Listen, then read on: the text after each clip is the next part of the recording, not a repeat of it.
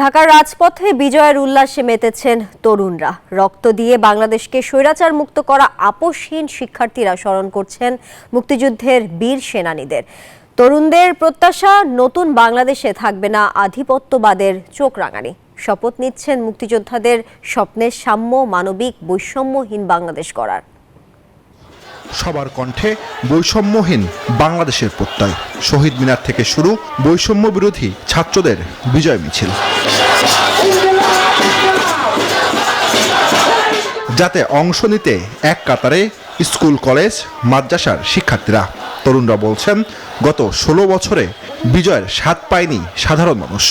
এক দল এবং গোষ্ঠীর হাতেই বন্দী ছিল বিজয়।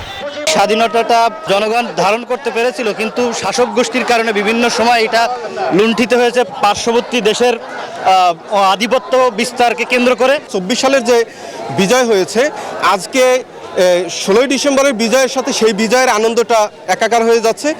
24-এর বিজয় তাই উচ্ছ্বাসের। নতুন এই বাংলাদেশের অগ্রযাত্রা অব্যাহত রাখার দৃঢ় প্রত্যয় তাদের। আমরা সবসময় চাইবো বাংলাদেশে যেন আমাদের কোনো স্বৈরাচার না থাকে, বৈষম্য যেন দূরে থাকে আমাদের কাছ থেকে। এই রক্ত আর যেন না হয়, আমরা বৈষম্যবিহীন বাংলাদেশ চাচ্ছি। শাহবাগ, দোল চত্বর ঘুরে বিজয় মিছিল থামে ফের শহীদ মিনারে। বিজয় দিবস নিয়ে ভারতের প্রধানমন্ত্রী নরেন্দ্র মোদীর বিতর্কিত টুইটার পোস্টের কড়া প্রতিবাদ জানিয়েছেন বৈষম্য বিরোধী ছাত্র আন্দোলনের আহ্বায়ক হাসনাত আব্দুল্লাহ।